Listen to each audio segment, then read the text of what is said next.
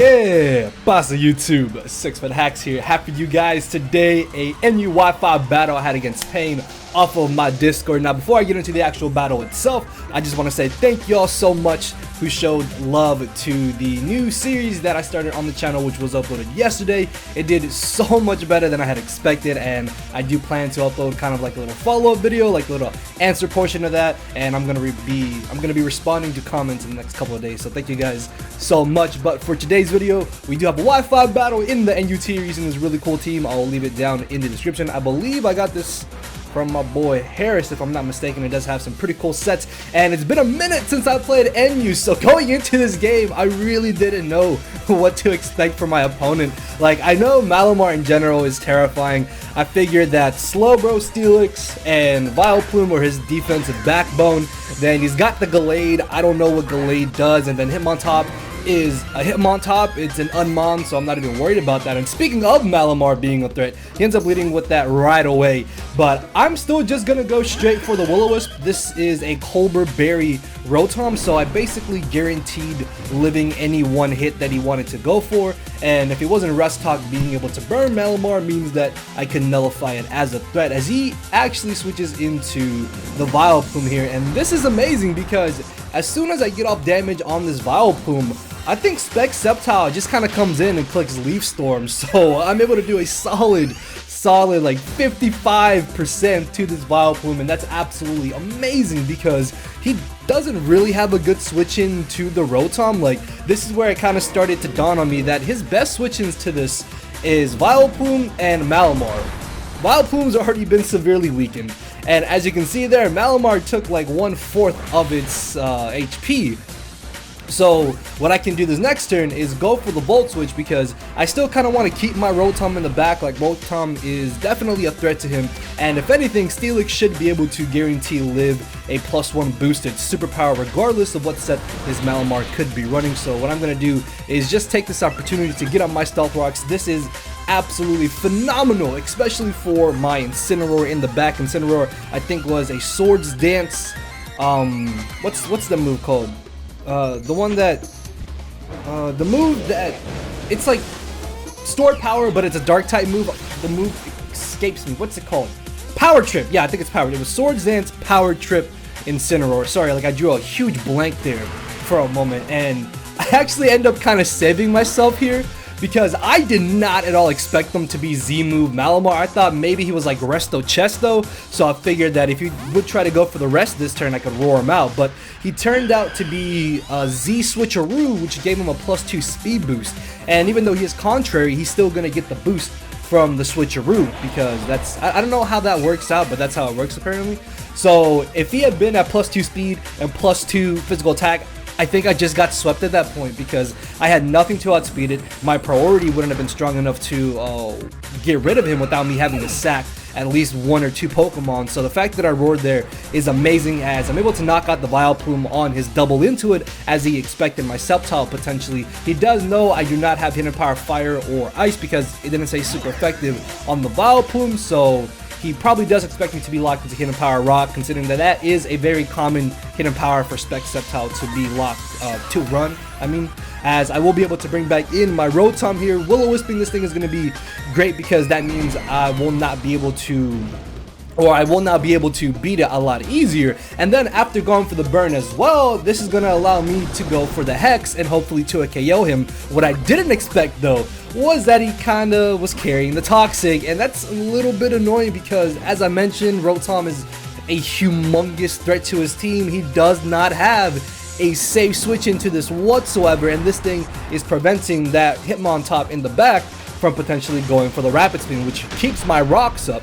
So the fact that he Toxics me here does kind of mean that my Rotom is not going to be as helpful to me, but it's not that big of an issue, I suppose.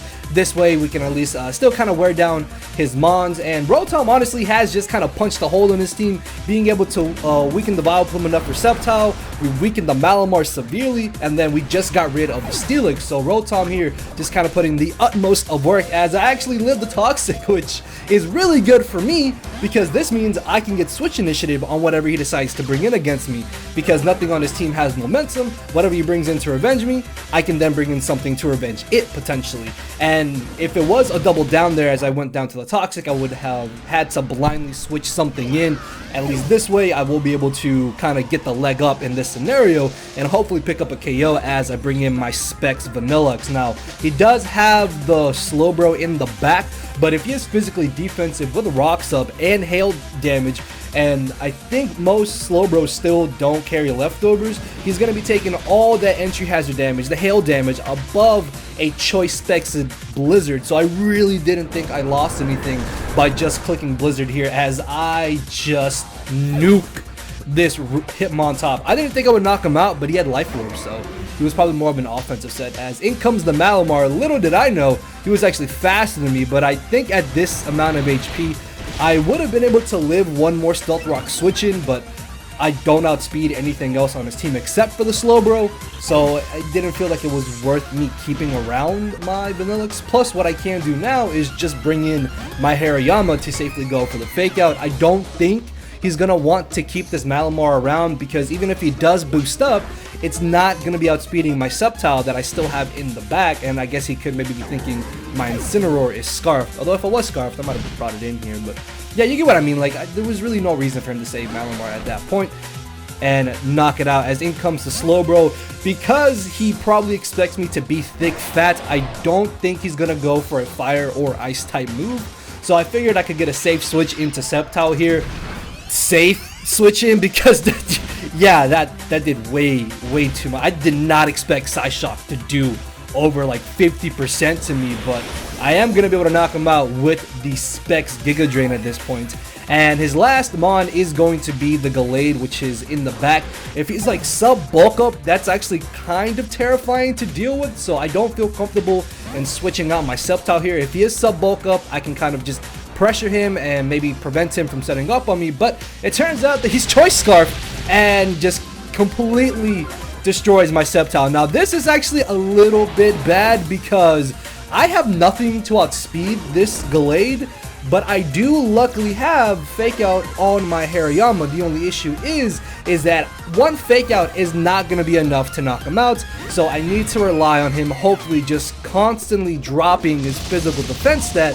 That way Fake Out can at least be a 2-hit KO, and because I do have enough Pokemon in the back to sack off to it, that should be what I can do to win this match. Like, if this thing was not Scarfed at all, like, it wouldn't be an issue, but the fact that it was Scarfed here does kind of save him a bit, because I'm basically forced to sack things off to this monster of a Mon apparently, as I do Fake Out. Turns out that he's got the Steadfast, he's got +2 speed now, but that's nothing because I do have the priority. So that Fake Out into another Fake Out should be able to finish him off here, as I am forced to sack off my Steelix and my Incineroar here. Hariyama luckily will come in with that nice little clutch of a priority move there, and Hariyama is actually something I really want to draft in a future league that I join, because it just seems like a lot of fun. Seems like it could have like a lot of cool utility options as well. So very good game to Pain there. Hopefully you guys did enjoy the video. Make sure to hammer arm that thumbs up button, and down below we'll most likely be able to upload another Wi-Fi battle tomorrow, and then hopefully the response to the new series from yesterday will be up on Thursday or Friday is kind of when I want to aim to get that up. But yeah, hope y'all did enjoy. I will see you all tomorrow. So later, everybody. No matter where you're at, I'm not here to make friends, it's time to attack and deplete your HP with a final smash. Don't make me turn around and pull a 6-foot hacks. 6 foot hacks, yeah. 6 foot hacks, yeah. 6 foot hacks.